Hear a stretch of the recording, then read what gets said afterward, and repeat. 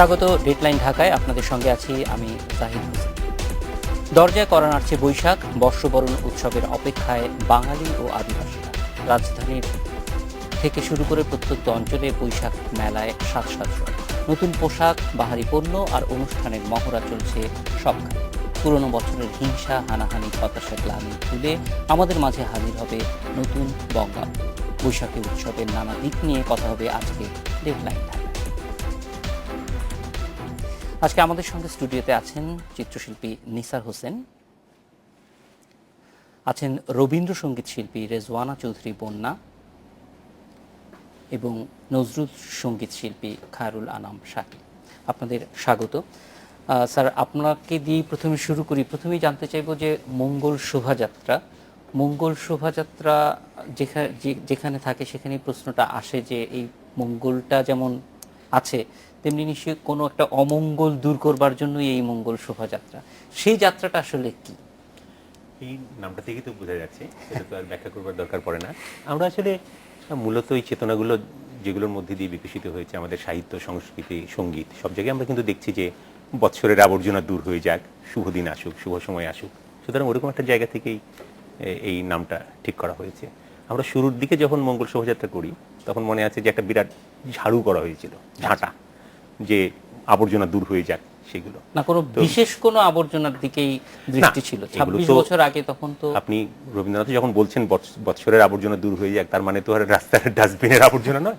এটা সামাজিক যে যত রকম গ্লানি, যত ধরনের নেগেটিভ দিক সেগুলো সবকিছু থেকে আমরা মুক্তি পেয়ে একটা সুন্দর আগামী দিনের দিকে যাই। এটাই তো মূল চেতনা, আমাদেরও চেতনা তাই।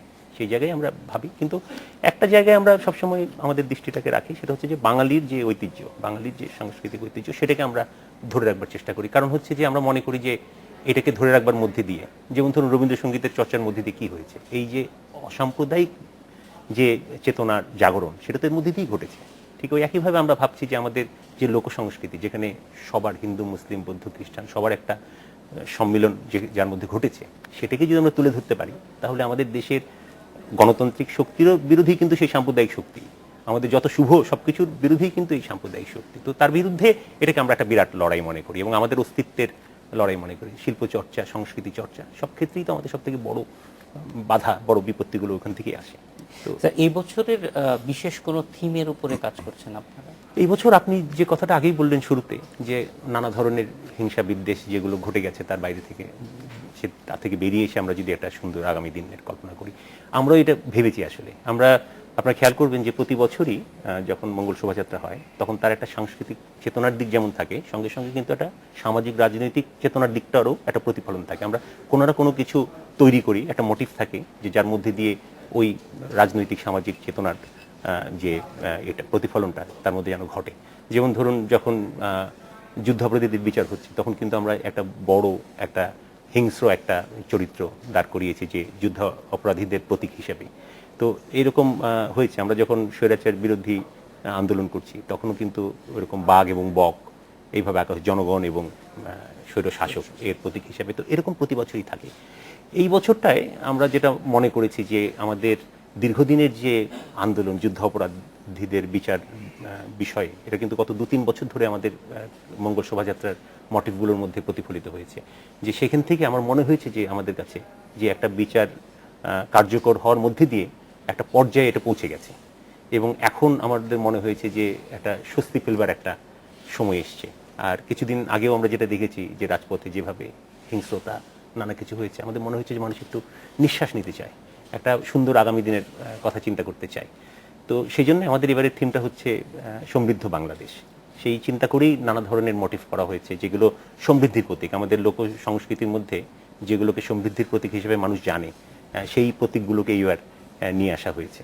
জি স্যার, আমরা এই জিনিসগুলি আর একটু বিস্তারিত জানবো আপনার কাছে, বন্যা আপার কাছে যাব। যে আমরা গত 4 দশক যাবৎ দেখছি যে নববর্ষের একটা ভিন্ন রকমের আয়োজন এবং সেই আয়োজন প্রতিবারই বাড়ছে। তো এই বছর আমরা জানি যে প্রস্তুতি প্রায় শেষ হয়ে গেছে, আপনারাও একদম প্রস্তুতির মধ্যে আছেন। রিহার্সেলের থেকেই আসলে আপনাকে আমরা তুলে এনেছি। তো এই প্রস্তুতিটা কেমন এই বছর, যেহেতু আপনারা একটা নতুন ধরনের আয়োজন করছেন, যেটা নতুন কিন্তু খুবই গুরুত্বপূর্ণ? আমাদের তো এখন মানে প্রস্তুতি একেবারে শেষ পর্যায়ে, যেটা বললেন আজকে আমাদের ফাইনাল রিহার্সাল হয়ে গেল। আমাদের আমরা চৈত্র সংক্রান্তি মানে বর্ষ শেষটা কিন্তু অনেক আগে থেকেই করি। বর্ষ শুরুটা আমরা অতি সম্প্রতি শুরু করেছি, মানে গত 4 বছর ধরে।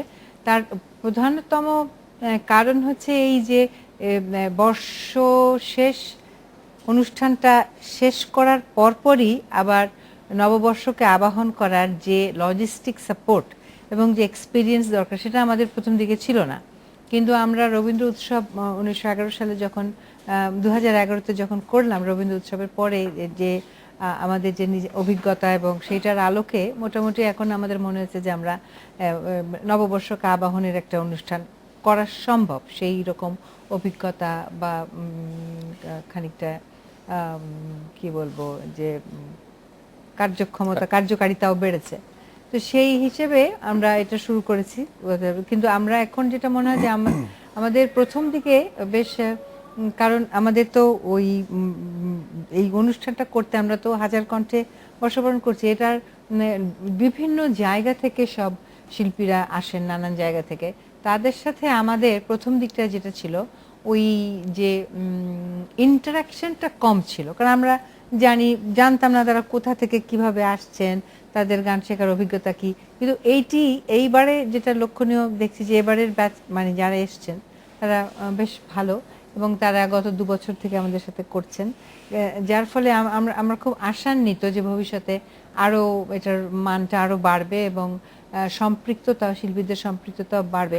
আর এটার মূল উদ্দেশ্য হচ্ছে আসলে যে ধরেন আমাদের যে প্রতিষ্ঠান সুরেধারা, আমাদের যারা ছাত্রছাত্রীরা আছে তারা তো করছি আমরা একটা অনুষ্ঠান, সেখানে এই ছেলে মেয়েদের কিন্তু আমরা সারা বছর ধরে ট্রেন করি, তাদেরকে আমরা জানি, তারা আমাদের ছাত্রছাত্রী মানে শিক্ষা প্রতিষ্ঠানের সাথে সবসময় তারা যুক্ত। কিন্তু এই নববর্ষ উপলক্ষে যে আয়োজনটা করি, এখানে যারা আসেন তারা সব বাইরে থেকে আসেন, আমাদের সাথে তারা যুক্ত না। কিন্তু এই অনুষ্ঠানটার মাধ্যমে গত 3 বছর ধরে আমাদের এদের সাথে একটা সম্পর্ক তৈরি হয়েছে, এবং যেটা আমরা চাই যে সব মানুষের সম্পৃক্ততা, মানে এটা খালি যেটা নিসার বললেন যে এই যে মঙ্গল শোভাযাত্রাটা করছেন, এটা আমি ওর সাথে যুক্ত করতে চাই। মঙ্গল শোভাযাত্রা যখন ওরা করেন, এই অনুষ্ঠানে কিন্তু সাধারণ মানুষের একটা সম্পৃক্ততা আছে। ওই শোভাযাত্রায় যে যেখানে থাকছে সেই কিন্তু মিছিলটায় ঢুকে যাচ্ছে। হয়তো মোটিভগুলি কলা ভবনের ছেলেরা বানিয়েছেন, তাদের প্ল্যান, তাদের এক্সিকিউশন সবকিছু, কিন্তু যখন যাত্রাটা চলে তখন কিন্তু সাধারণ মানুষ তাতে সম্পৃক্ত হন। এই যে সবার একটা সম্পৃক্ততা, সবাই মনে করে আমি এটার একটা অংশ, এইটা আমি মনে করি যে এটা নববর্ষের একটা মানে এখনকার সময় নববর্ষের এইটা সবচেয়ে বড় কন্ট্রিবিউশন। আপনি দেখবেন নববর্ষের সকাল থেকে বিকেল পর্যন্ত রাস্তায় যে এত ট্রাফিক, এত জ্যাম, এ কিন্তু গাড়ির জ্যাম না, সাধারণ মানুষ সব রাস্তায় নেমে আসে, সবাই নতুন পোশাক পরে যার যার জায়গা থেকে। এইটি সাধারণ মানুষ তো আর সাংস্কৃতিক কর্মকাণ্ডে ওইভাবে জড়িত না, কিন্তু যখন মঙ্গল শোভাযাত্রা এসে জয়েন করে একটা সাধারণ একজন গার্মেন্টস কর্মী বা একজন রিক্সা চালক, সে কিন্তু মনে করে আমি এটার একটা অংশ। তারপর আমাদের অনুষ্ঠানে যখন বাইরে থেকে একজন এসে জয়েন করে, সে কোনো সংগঠনের সাথে জড়িত না, বাড়িতে গান গায়, মফস্বল শহরে থাকে, যখন এসে আমাদের সাথে যুক্ত হচ্ছে এবং ওই অনুষ্ঠানে গান গাচ্ছে, সে কিন্তু মনে করছে আমি এই নববর্ষের অনুষ্ঠানের একটা অংশ। এইটি আমাদের আমি মনে করি যে এটি আমাদের কন্ট্রিবিউশন। বন্যাপা, আমরা এই চেতনা যে ছড়িয়ে যাচ্ছে সেটি নিয়েও আপনার কাছে আর একটু বিস্তারিত জানবো। একটু খায়রুল্লাহ নাম শাকিলের কাছে জানতে চাইবো যে আমাদের বর্ষবরণ উৎসবের একটা কেন্দ্র ধরা যায় যে ছায়ানটের সকালবেলার রমনা পটমুড়ের অনুষ্ঠানটি, তো সেইটারও প্রস্তুতি আমরা যতদূর জানি যে শেষ হয়ে এসেছে। আমরা যদি একটু আপনার কাছ থেকে এইটা সম্পর্কে জানি যে এই বছর আপনারা প্রস্তুতিটা কীরকম নিচ্ছেন এবং তাতে আমাদের সম্পৃক্ততাটা কেমন থাকবে সাধারণ মানুষ হিসেবে। আপনি তো জানেন যে ছায়ানট 67 সাল থেকে রমনা বটমূলে পয়লা বৈশাখ উদযাপন করে আসছে। সেই সময় খুব ছোট আকারে ছিল, এত ছাত্রছাত্রী ছিল না আমাদের। এখন আমাদের যে ছাত্রছাত্রীর সংখ্যা প্রায় 4000 আমাদের সঙ্গীত বিদ্যায়তনে। সবাইকে তো সম্পৃক্ত করতে পারি না, বা বাছাই করে আমরা ভালো ভালো শিক্ষার্থী এবং আমাদের যারা শিক্ষক তাদেরকে যুক্ত করে আমরা এই অনুষ্ঠান পরিচালনা করবার চেষ্টা করি। প্রায় 140 জন ছেলে মেয়ে এই মঞ্চে থাকবে। এবারের এই বছরের আমাদের যে বিষয় সেটি হচ্ছে সম্প্রীতি এবং স্বদেশ। কারণ ছায়ানট মনে করে যে এই অনুষ্ঠানের মধ্য দিয়ে সারা দেশের মানুষকে মানুষের মধ্যে এক ধরনের দেশপ্রেম জাগিয়ে তুলবে। আমরা মনে করি যে মুক্তিযুদ্ধ আমরা করেছি, মুক্তি সংগ্রাম করেছি, দেশ স্বাধীন করেছি, কিন্তু এখনো যেন আমাদের অর্জনটা পুরোপুরি আমরা ঠিক অর্জন করতে পারিনি আমাদের যে লক্ষ্য ছিল, অর্থাৎ প্রতিটি ঘরে ঘরে প্রতিটি ঘরের মানুষকে সংস্কৃতি সচেতন মানুষ হিসেবে গড়ে তোলবার। তো সেই বিষয়গুলো আমাদের এই অনুষ্ঠানগুলোর মধ্যে দিয়ে আমরা উপস্থাপন করি। এবং ইদানিংকালে আমাদের দেশে যে অস্থিরতা, যেই দাঙ্গা হাঙ্গামা, যেই ঘটনাগুলো ঘটে গেল, সেই ঘটনাগুলোকে মাথায় রেখে আমরা এই সম্প্রীতি এবং স্বদেশ প্রেমের কথা মাথায় রেখে আমরা এবারের অনুষ্ঠান সাজিয়েছি। এবং এখানে শাস্ত্রীয় শরৎ বাদনের মধ্য দিয়ে আমাদের এই অনুষ্ঠান শুরু হবে। এরপরে আমাদের এই বিষয়ের গান, সেই সঙ্গে পাঠ থাকবে এবং আমাদের সভাপতির একটি বক্তব্য থাকবে শেষে, তারপরে আমাদের জাতীয় সঙ্গীত। এই নিয়ে আমাদের অনুষ্ঠান এই বছর। আচ্ছা, এই বছরের প্রস্তুতির ক্ষেত্রে, এবং আমরা জানি যে 2001-এর সেই দুর্ভাগ্যজনক ঘটনার পর থেকে আমরা অনেক বেশি সতর্ক, সেই সতর্কতাটার ছাপ কতটুকু থাকবে? আসলে এই সতর্কতাটার ব্যাপারটা হলো যে আমরা সংস্কৃতি করি, আমরা চাই মুক্ত আকাশে মুক্ত মনে একটি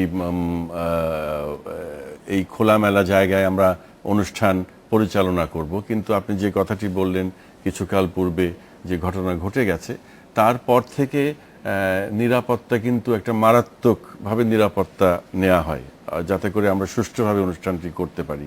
আমাদের মন খুব খারাপ থাকে এই কারণে যে আমরা সবসময় চেয়েছি যে এরকম একটি অনুষ্ঠান যেখানে কেবলমাত্র আনন্দ প্রকাশ করবার লক্ষ্যে আমরা এই অনুষ্ঠানে মিলিত হই।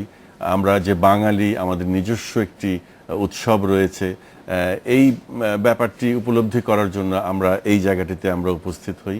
কিন্তু সেটি করতে যে আমরা দেখছি যে এখন আমাদের একটি বিশাল নিরাপত্তার ব্যবস্থা করতে হচ্ছে। যদিও সরকারিভাবে পুলিশ প্রশাসন, র্যাব, স্কোয়াড এবং যা যা আছে আমাদের সবাই সহযোগিতা করছেন। এবং আপনারা জানেন যে প্রতিটি রমনা বটমূলে যে ঢোকার পথ, সেখান থেকে শুরু করে দেশের বিভিন্ন জায়গায় নিরাপত্তার ব্যবস্থা নেওয়া হয়। এটি একদিকে আমরা আনন্দ বোধ করি, আবার আরেকটা দিকে আমাদের খুব মন খারাপ হয় যে এত কিছু আয়োজন করে আমাদের এই অনুষ্ঠানটি করতে হচ্ছে। আমরা সেই দিনের অপেক্ষায় থাকব যেদিন আমরা আবার সেই মুক্ত আকাশের নিচে আমরা ভালোভাবে মনের আনন্দে আমরা গান করতে পারব। তবে এটি ঠিক যে 2001-এর পরে অনেকগুলো বছর চলে গেছে, কিন্তু আমাদের উৎসবের রং যেন আরো ছড়িয়েছে, সতর্কতা এসেছে, এটা ঠিক, সব ক্ষেত্রেই সতর্কতা এসেছে। তো নিসার হোসেন, আপনার কাছে আবার ফিরে যাব। এই উৎসবের রংটা, আপনারা রং নিয়েই খেলেন, রং মানুষের চোখে মুখে কিভাবে খেলে সেই জিনিসগুলো একটু জানবো একটা ছোট্ট বিরতির পরে। দর্শক, আমরা একটা বিরতিতে যাচ্ছি, ফিরছি।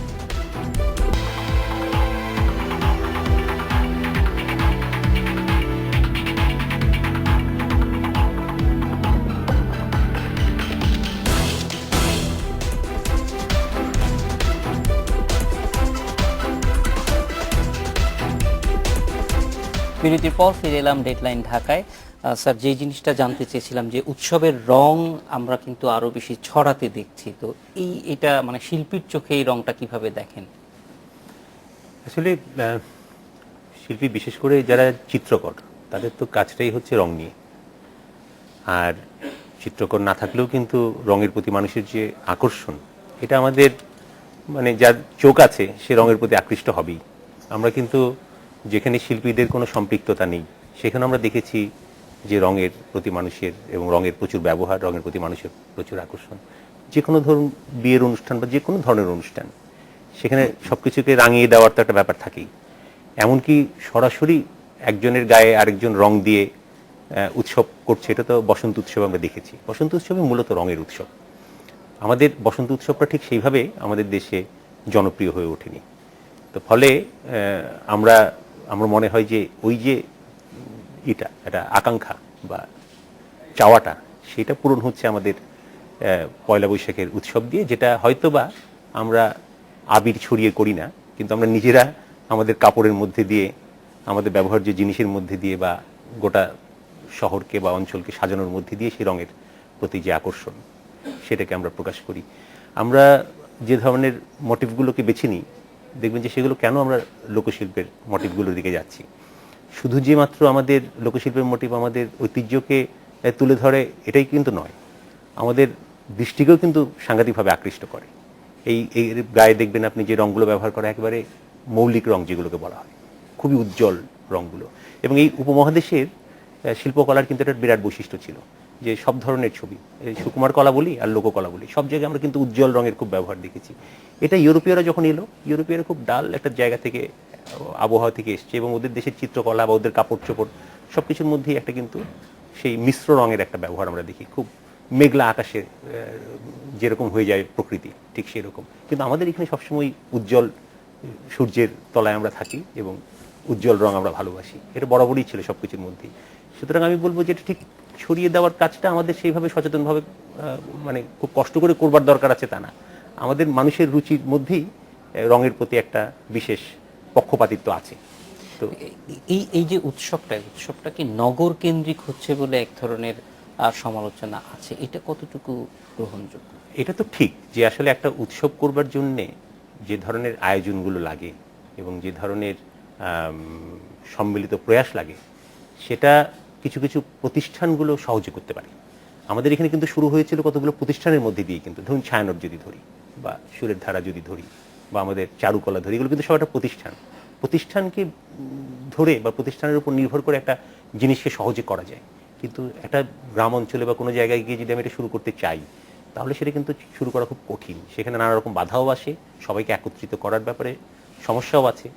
ছাত্ররা বা অন্যান্য যারা লোকজন আছে তাদের তো যে কোনো ধরনের কাজে তাদের উপার্জনের দিকটা খুব একটা চিন্তা করতে হয় না, তারা একটু ত্যাগী মনোভাব থাকে তাদের।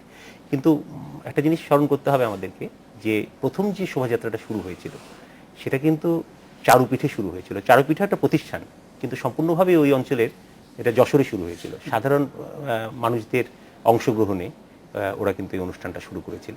এবং এখন কিন্তু ব্যাপারটা তাই দাঁড়িয়েছে, আমার অনেক বক্তব্যই বন্যাপা বলে দিয়েছেন যে এই যে মঙ্গল শোভাযাত্রার মধ্যে সবাই এসে ঢোকে, এটা অবশ্যই একটা খুবই গুরুত্বপূর্ণ ব্যাপার। যে একটা গানের অনুষ্ঠানে কিন্তু গিয়ে তার সাথে একাত্মতা ঘোষণা করা বা সামিল হওয়া কিন্তু কঠিন, ওটা একটা শিক্ষার ব্যাপার আছে ওখানে। কিন্তু একটা মঙ্গল শোভাযাত্রা বা একটা শোভাযাত্রা যখন যায়, সেখানে যে কোনো লোক, ধর্ম বর্ণ শ্রেণী নির্বিশেষে সবাই গিয়ে ওর সাথে মিলে যেতে পারে। এবং দেখবেন যে আমরা কিন্তু খুব সচেতনভাবে এর কোনো এমন কিছু এর মধ্যে রাখিনি যেটা একটু চর্চা করে রিহার্সেল দিয়ে ওটা যেতে হয়। যেমন আপনি বিদেশে যে সমস্ত শোভাযাত্রাগুলো হয় তার মধ্যে দেখবেন যে বোঝা যায় যে অনেক দিনের চর্চার মধ্যে দিয়ে সেটা হচ্ছে, এবং একটা এর আগে একটা রিহার্সেল হয়েছে, যারা ওইভাবে নৃত্য করতে করতে করতে করতে যাচ্ছে। কিন্তু এটা কিন্তু তা না, যার যে ধরনের স্বতঃস্ফূর্তভাবে তারা করছে। তো ঠিক এই পুরো স্বতঃস্ফূর্ততা আমার যেটা মনে হয় এখন, যেটা আসলে গোটা দেশের মানুষের মধ্যে তো ছড়িয়েছেই, এমনকি গ্রাম অঞ্চলে কিন্তু মঙ্গল শোভাযাত্রা হচ্ছে, এবং মঙ্গল শোভাযাত্রা নামেই হচ্ছে। আমরা কিন্তু বরিশালে, যেমন বরিশালে তো একটা চারুকলা বলে একটা প্রতিষ্ঠান আছে, ওরা ওখানে সেটা শুরু করে আজ থেকে 23 বছর আগে ওরা শুরু করেছিল। আমাদের চারুকলায় করবার কয়েক বছর পরে ওটা শুরু করেছিল, কিন্তু এখন বানারীপাড়া, পিরোজপুর, এরকম 5-6টা জায়গায় সেখানে কিন্তু হচ্ছে, এবং সেখানে সাধারণ মানুষ কিন্তু কোনো প্রতিষ্ঠান ছাড়াই জিনিসটা করে ফেলছে। সুতরাং এটা যে ছড়াচ্ছে না তা নয়, ছড়াচ্ছে, অবশ্যই ছড়াচ্ছে। বন্যা আপা, আপনার অভিজ্ঞতা কি? আপনি তো এই গানের মাধ্যমে কাজটা করছেন, এবং যেটা বলছিলেন যে অনেকেই বাইরে থেকে আসছেন, সম্পৃক্ত হচ্ছেন, তারা কি এই জিনিসটা নিয়ে যাচ্ছেন? হ্যাঁ, সেটা আর তার আগে আমি আমার বিষয়ে বলার আগে আমি নিসারের সাথে একটা জিনিস যোগ করতে, যেটা আপনি বললেন না যে নগর কেন্দ্রিক উৎসবটা মানে এই যে মঙ্গল শোভাযাত্রা বলেন বা আমরা যে শহরে যেটা নববর্ষ করছি, এটা নগর কেন্দ্রিক। হ্যাঁ, কিন্তু গ্রামে যে উৎসব হয় না এটা কিন্তু বলা যাবে না, তার ধরন আলাদা।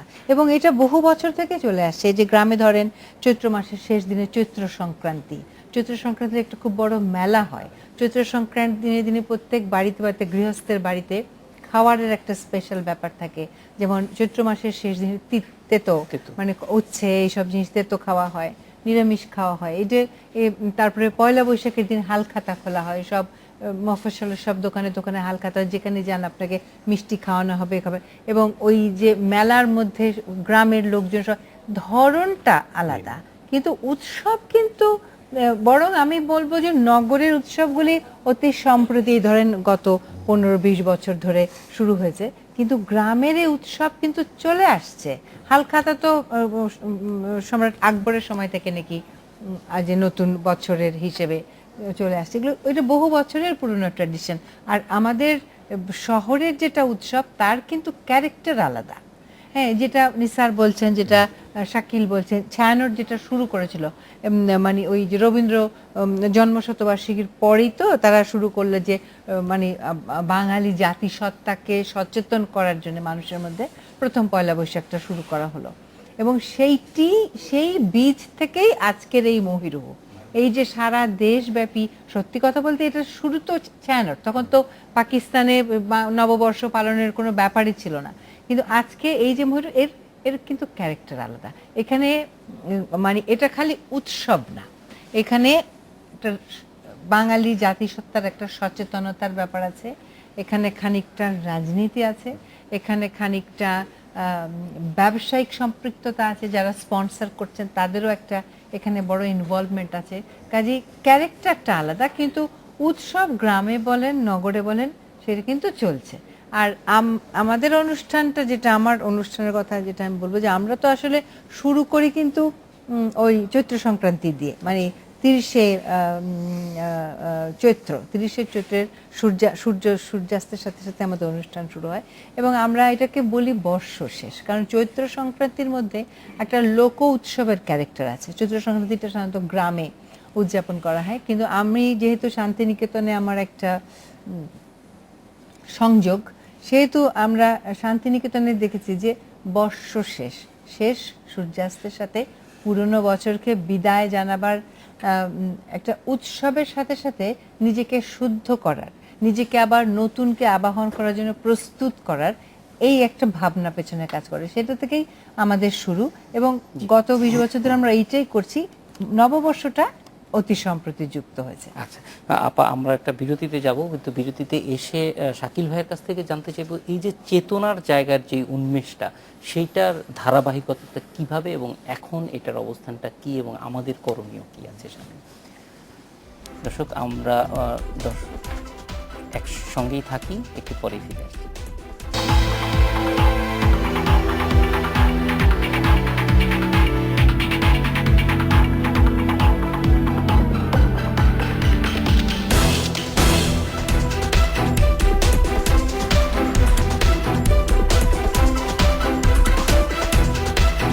বিরতির পর ফিরে এলাম ডেডলাইন ঢাকায়। খায়রুল আলম শাকিল, আপনার কাছে যেই প্রশ্নটি করেছিলাম যাওয়ার আগে, যে চেতনার উন্মেষের জায়গা থেকে আসলে এই অনুষ্ঠানটি কিভাবে বিকাশ ঘটেছে, এবং একই সঙ্গে যদি বলেন যে এখন ওই জায়গাটাতে কি অবস্থায় আছি আমরা, এবং সামনে এগিয়ে যেতে হলে কিরকম। একটা কথা তো আমরা সবাই জানি যে সেই রবীন্দ্র শতবর্ষ পালনের যে বাধা সৃষ্টি করেছিল সেই সময়কার পাকিস্তানি সরকার, সেটি অগ্রাহ্য করে কিছু সংস্কৃতি কর্মী তারা সেই রবীন্দ্রনাথের জন্মশতবর্ষ পালন করেছিলেন, এবং সেই সময় এক ধরনের এই বাধা থেকে এক ধরনের ভাবনাও আমাদের মধ্যে এসেছিল যে আজকে আমাদের এই সংস্কৃতির উপরে অল্প করে আঘাত আসলো, সামনের দিনগুলোতে আরো বেশি করে আসবে। এই থেকে কিন্তু এই যে 67 সাল থেকে ছায়ানটের যে পয়লা বৈশাখ উদযাপন, এটি বাঙালি কিন্তু অনুভব করেছে যে এই আঘাত এসছে, এটা আসতেই থাকবে যদি এর প্রতিরোধ আমরা গড়ে না তুলি। তো সেই সময় থেকে কিন্তু এই অনুষ্ঠানটা বড় হতেই থাকলো।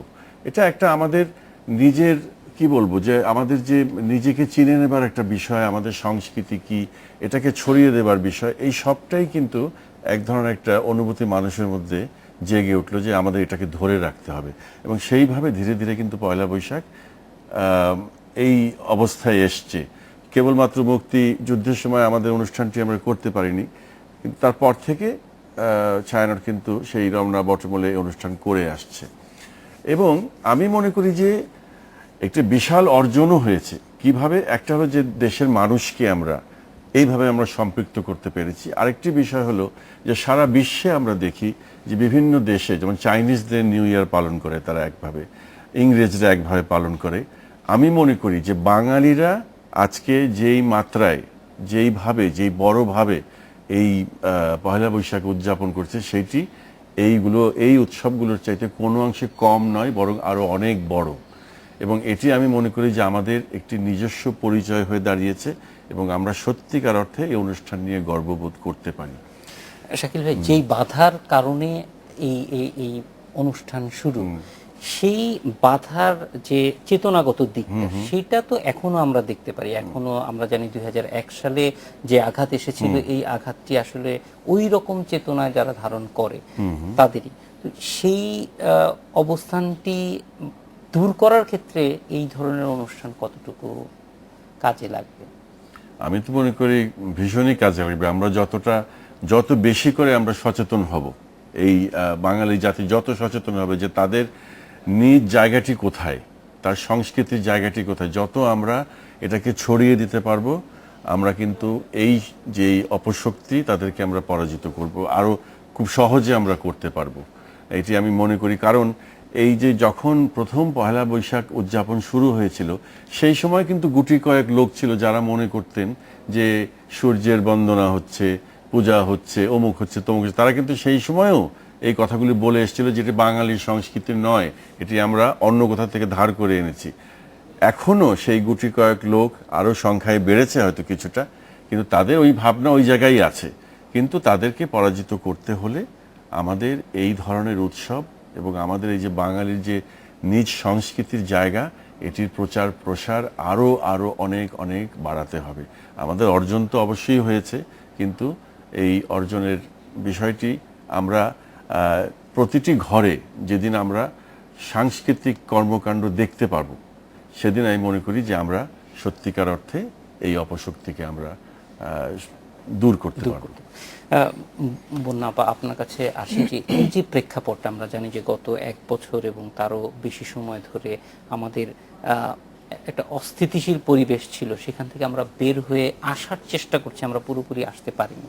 সেই প্রেক্ষাপটে এই নববর্ষটি আসলে কতটুকু সেটা পূরণ করতে সাহায্য করতে পারে মনে করেন? এটা তো প্রথম কথা হচ্ছে যে এইবার এখন মোটামুটি রাজনৈতিক যে একটা অস্থিতিশীলতা ছিল সেটা একটু কমেছে ডেফিনেটলি। এবং সেই পরিপ্রেক্ষিতে কিন্তু আমি যেহেতু আপনি প্রসঙ্গটা বললেন, আমরা কিন্তু আমাদের যে বর্ষ শেষের যে অনুষ্ঠান, তার থিম হচ্ছে 10-এর কথা দেশের গান। কারণ এই বছরটা দেশ নানাভাবে আমাদের আলোচনায় এসছে, আমাদের চিন্তায় ছিল, আমাদের সংসারিত করেছে, কখনো কখনো হতাশাগ্রস্ত করেছে, আবার কখনো কখনো আশার পথ আলো দেখিয়েছে। এবং এই উপলক্ষে আমাদের এবারের থিম 10-এর কথা দেশের গান। দেশের গান তো বটেই, কিন্তু 10-এর কথা কেন? 10-এর কথা এই কারণে যে দেশ মানি কেবল রাজনীতি নয়, দেশ মানি কেবল যুদ্ধ নয়, দেশ মানি কেবল সংগ্রাম নয়, দেশ মানি হচ্ছে মানুষ, মানুষের কথা, মানুষের জন্যে ভাবনা, মানুষকে নিয়ে ভাবনা এবং মানুষের প্রতিবাদের ভাবনা। যা কিছু যখন আমরা সাধারণ মানুষ যারা রাজনীতি সম্পৃক্ত নয়, তাদেরও তো একটা প্রতিবাদের জায়গা আছে, সেই ভাবনা থেকে এবারে আমাদের থিম এটা।